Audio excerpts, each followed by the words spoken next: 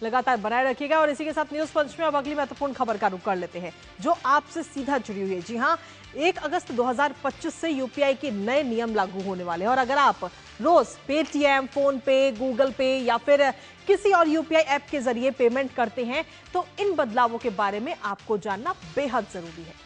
दरअसल UPI system की manage करने वाली एनपीसीआई यानी national payments corporation of India ने यूपीआई से जुड़े हुए कुछ लिमिट्स इस वक्त तय की है जो कि 1 अगस्त से लागू होंगी, जिससे सिस्टम पर जो दबाव है वो कम हो सकेगा और ट्रांजैक्शन फेल या फिर डिले जैसी जो मेजर दिक्कतें हैं उनका सामना यूजर को ना करना पड़े।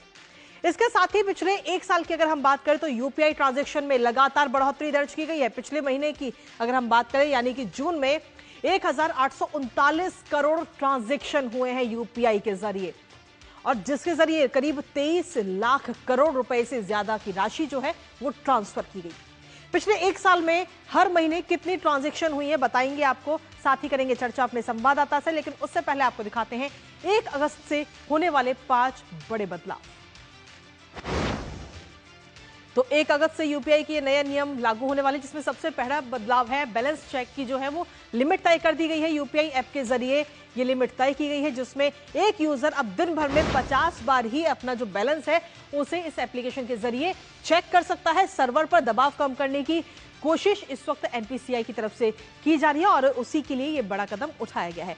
इसके साथ ही ऑटो पे जो है वो भी तय समय सीमा पर ही होगा। ऑटो पे से जो पेमेंट्स हैं वो अब तक 3 फिक्स्ड टाइम स्लॉट में ही किए जाएंगे। सुबह 10 बजे से पहले जो ईएमआई है वो कट सकती है, यानी कि जो आप ओटीटी प्लेटफॉर्म पे जो ऑटो पेमेंट लगाते हैं वो हो गई या फिर एसआईपी हो गई या इन तमाम चीजों में जिसमें ऑटो पे लगा हुआ है उनकी अब समय सीमा तय कर दी गई है। पेमेंट रिवर्सल में भी लिमिट तय की गई, यानी कि पेमेंट वापस पाने की जो वो गति है वो उसे भी अब तय कर दिया गया है। इसके साथ ही एक यूजर अब महीने में सिर्फ 10 बार ही पेमेंट रिवर्सल की रिक्वेस्ट अपनी कर सकता है और एक व्यक्ति या फिर एक कंपनी से आप 5 बार ही वापसी की मांग रिक्वेस्ट कर सकते हैं। इसके साथ ही पेमेंट स्टेटस चेक करने की भी लिमिट एनपीसीआई की तरफ से तय कर दी गई है।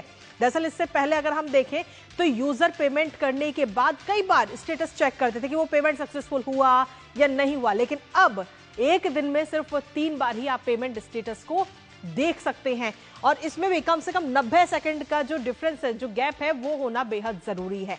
इसके साथ ही ट्रांजैक्शन हिस्ट्री देखने पर भी अब लिमिट लगा दी गई है। आप बार बार ट्रांजैक्शन हिस्ट्री चेक नहीं कर सकते हैं।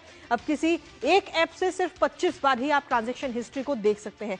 बैलेंस चेक की भी लिमिट अब तय होगी। तो ये तमाम वो 5 बड़े बदलाव हैं जो एनपीसीआई की तरफ से